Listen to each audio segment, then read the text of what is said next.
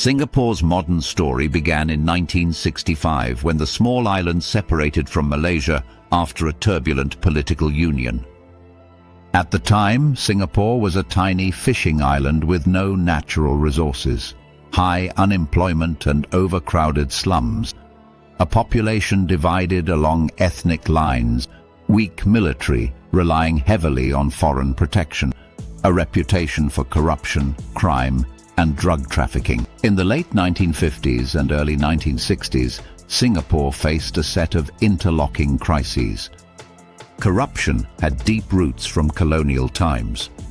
When Lee Kuan Yew's People's Action Party, PAP, took office after self-government in 1959, it prioritized fighting corruption and overhauling the Anti-Corruption Agency. The Corrupt Practices Investigation Bureau, CPIB, originally formed in 1952, was re-strengthened and dedicated entirely to investigating corrupt practices, signaling a serious break with the past. After separation, economic survival demanded rapid industrialization, export focus, and foreign investment. This strategy was not just ideological, it was forced by a sudden loss of access to a larger Malaysian market and by the global reality that Singapore had to compete internationally. But something happened that forced Singapore to evolve quicker than previously planned. In 1967, the British announced that they would pull out their forces from Singapore, further threaten security and economic stability. Singapore had to accelerate its industrial strategy and open to foreign investors to survive. The young nation faced the threat of internal dissent, including the risk of communist influence, which leaders saw as a barrier to investment.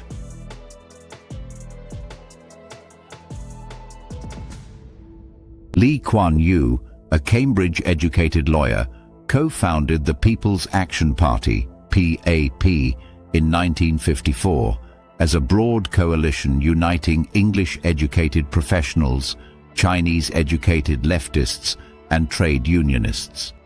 The party promised to end colonial rule and improve living conditions for ordinary Singaporeans. In May 1959, Singapore achieved self-governance from Britain, and the PAP won a landslide victory with 43 of 51 legislative seats. Lee became Prime Minister at age 35. His early government faced immediate challenges: high unemployment, around 14%, severe housing shortages with many living in slums and squatter settlements, communist agitation, and communal tensions between Chinese, Malay, and Indian populations.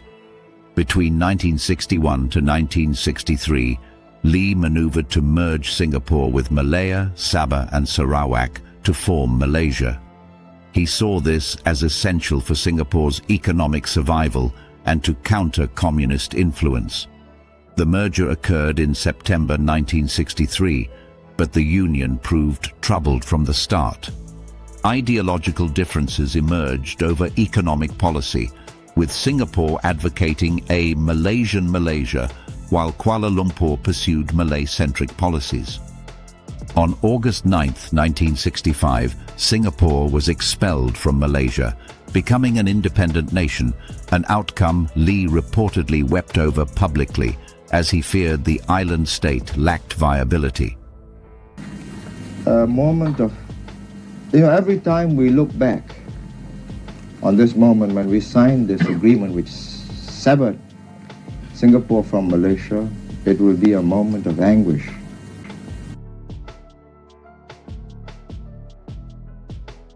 The People's Action Party, or PAP, developed into a highly centralized, hierarchical organization that came to dominate Singapore politics completely. Its structure featured several key characteristics. The party operated through a cadre system introduced in 1957, where a select group of vetted, committed members, cadres, elected the Central Executive Committee, which in turn selected party leadership. This insulated the party leadership from populist pressures while maintaining discipline. By the 1970s, only a few hundred cadres existed among thousands of ordinary members. Lee surrounded himself with a talented technocratic elite, many recruited from top university graduates. Key figures included Goh Keng Swee, architect of economic policy, S. Rajaratnam, foreign affairs, and later Goh Chok Tong and Lee Hsien Loong.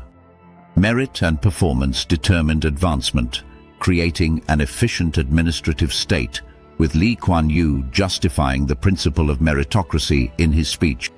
I make no apologies for collecting the most talented team I could find. Without them, none of you would be enjoying life today in Singapore. The PAP systematically marginalized opposition through various means. It used defamation lawsuits against opposition politicians who made critical statements, often bankrupting them when they lost cases in Singapore's courts. The government controlled media through ownership and licensing, limiting critical coverage. The Internal Security Act, inherited from colonial times, allowed detention without trial, used against suspected communists in the 1960s-70s, but also perceived as a tool to discourage political opposition. Constituency boundaries were redrawn, and group representation constituencies, introduced 1988, required opposition parties to field teams of candidates, raising barriers to entry. The PAP also created grassroots organizations and community centers that blurred the line between party and state, embedding PAP presence in daily life.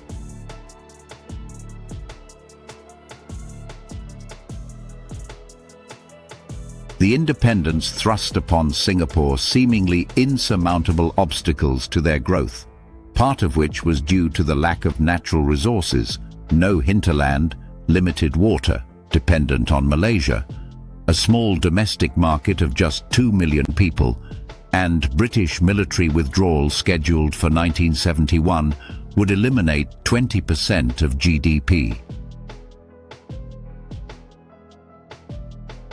Lee's government responded with pragmatic, often authoritarian policies. It abandoned import substitution for export-oriented industrialization, aggressively courting multinational corporations with tax incentives and world-class infrastructure. The Economic Development Board, established in 1961, spearheaded this strategy. Singapore developed oil refining, electronics, and later financial services. The Housing and Development Board, HDB, created in 1960, launched massive public housing construction. By 1990, over 85% of Singaporeans lived in HDB flats, most as owners through forced savings in the Central Provident Fund. This created a stakeholder society with citizens literally invested in the nation's success. National service became compulsory in 1967, building a credible defense force while forging national identity across ethnic lines. Lee believed Singapore needed the capability to make any invasion costly. The government pursued aggressive social policies. English became the language of administration and education, while mother tongues were preserved, creating a bilingual population able to engage globally. Family planning campaigns in the 1970s encouraged smaller families, reversed in the 1980s when birth rates fell too low. The Stop at 2 campaign gave way to policies encouraging educated women to have more children, reflecting eugenic undertones in Lee's thinking about genetics and intelligence, one of his more controversial legacies. Laws regulated behavior extensively: littering, chewing gum, later, long hair on men in the 1970s, and more. Critics called Singapore a nanny state, but the government justified controls as necessary for social order.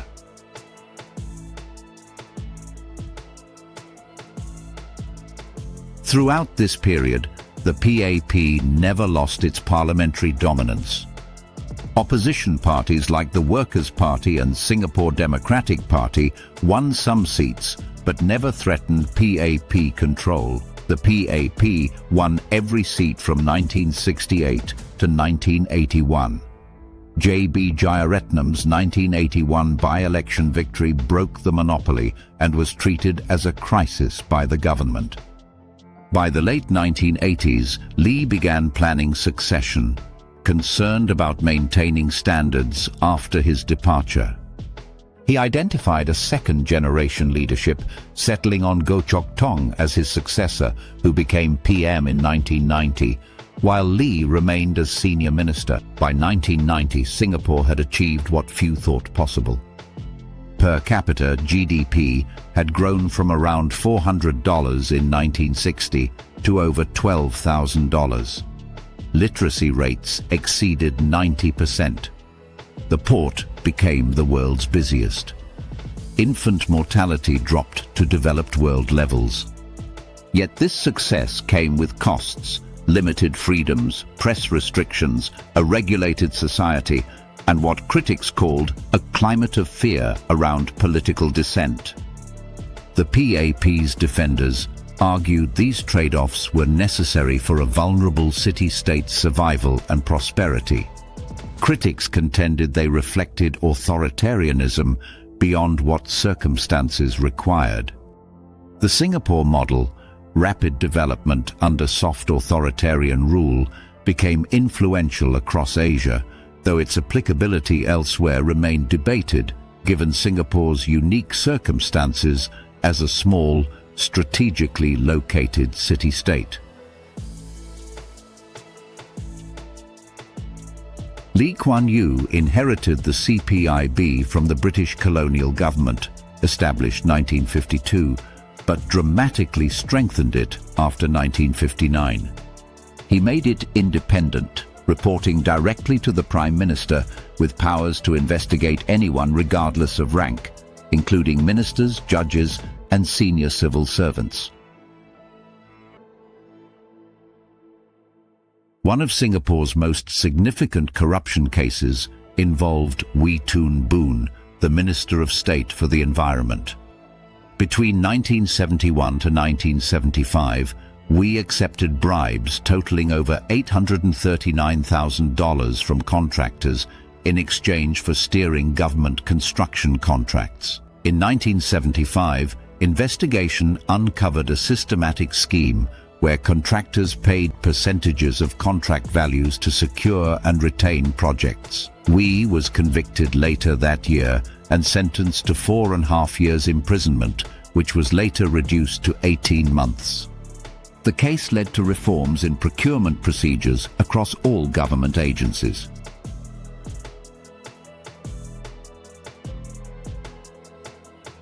One of the most dramatic cases involved Tay Chang Wan, Minister for National Development, a cabinet member and close colleague of Lee's. In 1986, the CPIB investigated allegations that Tay accepted 2 bribes totaling $1 million from property developers seeking favorable treatment on land deals.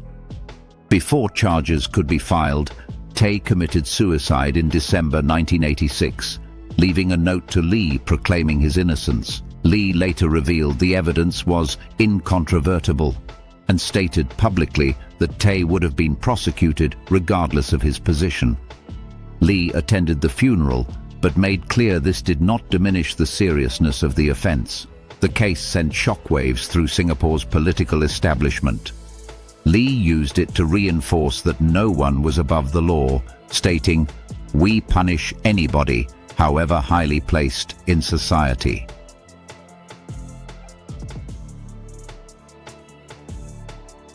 Phey Yew Kok was a PAP Member of Parliament and chairman of a Housing and Development Board branch. He was charged in December 1979, but skipped bail, fled the country before he could be sentenced. He surrendered in 2015 and was convicted of criminal breach of trust involving improper land transactions in 2016 for up to 5 years.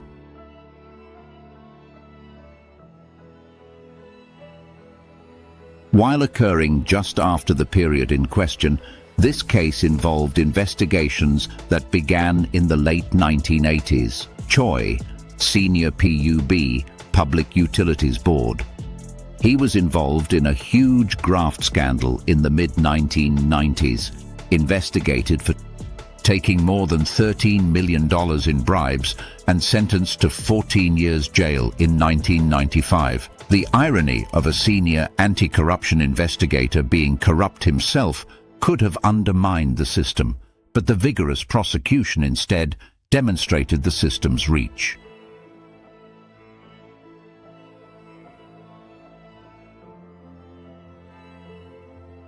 Lee's personal commitment to anti-corruption was fundamental.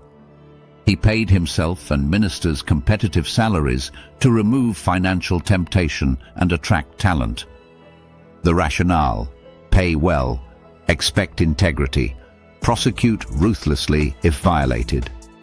He treated corruption as an existential threat to Singapore's survival, particularly given the need to attract foreign investment. The Prevention of Corruption Act, amended 1960, made corruption illegal in both public and private sectors, covering bribery of domestic and foreign officials, and placed the burden on those with unexplained wealth to account for their assets.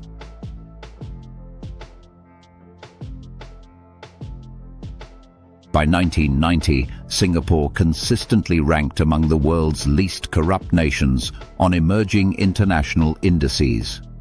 This stood in stark contrast to regional neighbours, where corruption remained endemic at all government levels. The system worked largely because of sustained political will from the top, comprehensive legal frameworks, strong enforcement, competitive pay, and credible punishment of high-ranking offenders. The corruption prosecutions, particularly of figures like Tay Chung-wan and Fei Yu Kok, demonstrated that Lee's rhetoric about no one being above the law had substance when it came to financial corruption, establishing credibility that outlasted his tenure.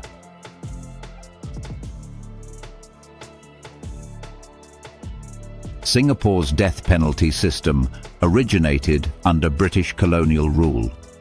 The Penal Code of 1871, based on the Indian Penal Code, already prescribed capital punishment for murder and other serious offences. What distinguished Singapore's post-independence approach was making the death penalty mandatory for specific offences, removing judicial discretion in sentencing once guilt was established.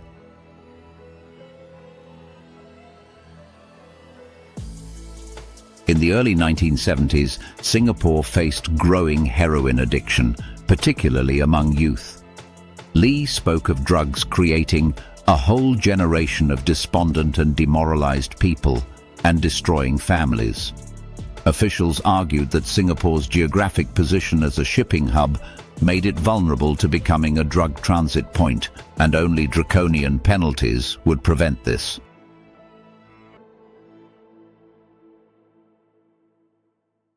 The watershed moment came with the Misuse of Drugs Act passed in 1973. This legislation introduced mandatory death sentences for drug trafficking above specified quantities. The thresholds were set relatively low by international standards. Morphine, 30 grams. Heroin, 15 grams. Cocaine, 30 grams. Cannabis, 500 grams. Opium, 1,200 grams. Crucially, the law established a presumption of trafficking based on possession of these quantities. Once someone was found with drugs above the threshold, they were presumed to be trafficking unless they could prove otherwise, reversing the normal burden of proof.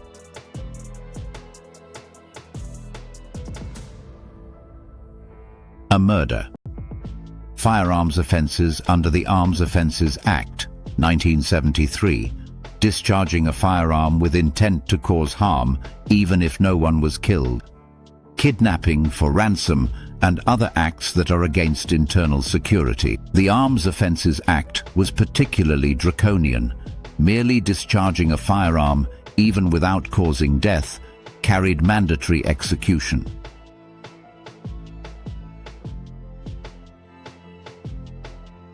Lee consistently portrayed Singapore as uniquely vulnerable, a small, multiracial city-state without natural resources, dependent on international confidence. He argued that social order was paramount and that Singapore couldn't afford the crime levels tolerated in Western societies. The death penalty was framed as existential necessity, not optional criminal justice policy. Lee and other leaders contrasted Singapore's approach with Western liberal democracies, arguing that Asian societies prioritized collective welfare over individual rights. Better than I speak my Chinese language. But I'll never be an Englishman in 1,000 generations. And I have not got the Western value system inside. It's an Oriental Eastern value. In this worldview, protecting society from drug traffickers and illegal firearm users justified removing one individual's right to life. Lee stated, "I am often accused of interfering in the private lives of citizens. Yes, if I did not, had I not done that, we wouldn't be here today." Making any use of firearms in crime punishable by death was intended to keep Singapore virtually gun-free.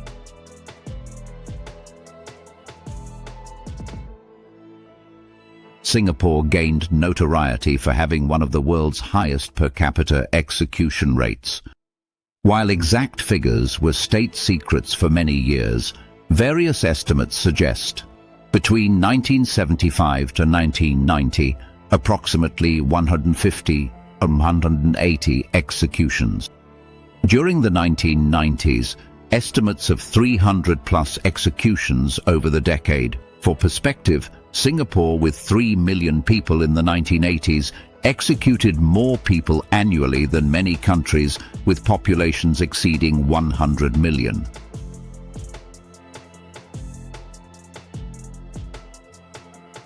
The majority of those executed were foreign nationals, predominantly for drug trafficking. Malaysian citizens formed the largest group, followed by Thai, Filipino, and other nationalities. Critics noted that wealthy traffickers, the kingpins, rarely faced execution as they didn't personally carry drugs across borders. Those executed were typically low-level couriers, often poor individuals from neighboring countries offered payment to transport drugs. Executions were carried out by hanging at Changi prison, typically at dawn on Fridays. No media witnesses were permitted, and execution dates were not announced publicly in advance. Appeals were possible, but rarely successful.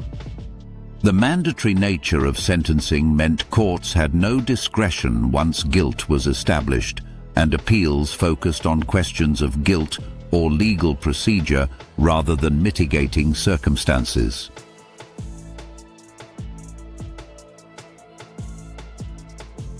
Amnesty International became Singapore's most persistent critic, issuing regular reports condemning the mandatory death penalty as violating the right to life, constituting cruel, inhuman, and degrading punishment, removing judicial discretion necessary for justice.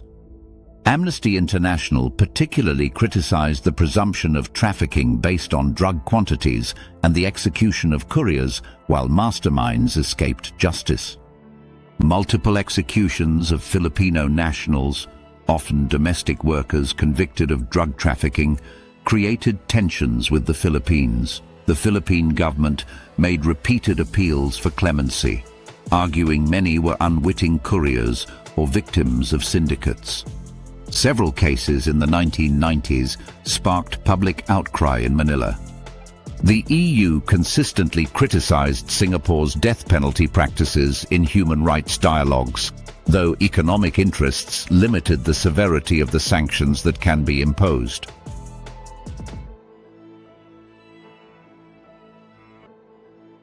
Lee Kuan Yew and other officials consistently rejected international criticism as cultural imperialism. They argued Western nations were imposing their values on Asian societies with different priorities and circumstances.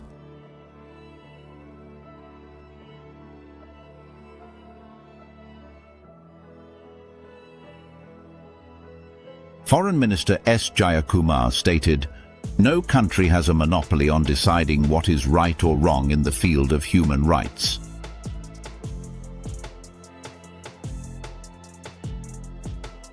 Singapore consistently pointed to outcomes. Among the world's lowest crime rates, minimal drug addiction compared to regional neighbors, streets safe at night, no gun violence. Officials argued these results proved the policy worked. Home Affairs Minister Wong Kan Seng stated in the 1990s, "We make no apologies for the death penalty. It has helped us maintain order and security."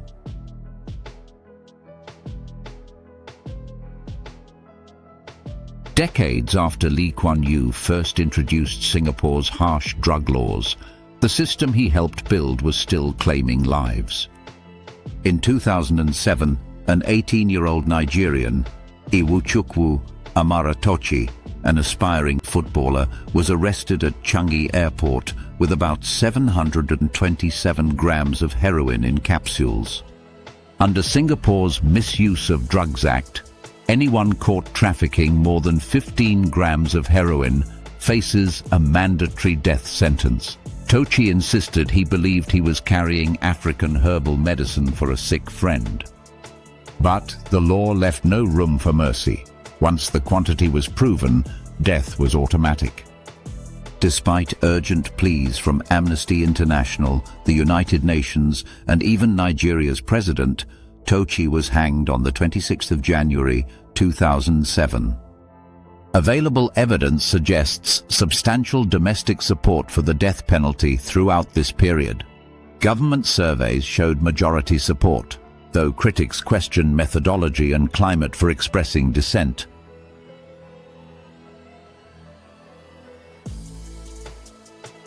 The case of the young Nigerian footballer, arrested and executed for drug offences, became a symbol of how uncompromising Singapore's drug laws are, and how the mandatory death penalty can hit young, poor couriers hardest. Throughout the Lee Kuan Yew era, 1959 to 1990, the mandatory death penalty system remained a defining feature of Singapore's approach to governance, prioritizing social order and deterrence over individual rights, implemented with bureaucratic efficiency, defended against criticism as culturally appropriate and practically effective, maintaining substantial domestic support despite becoming one of the world's most controversial criminal justice policies.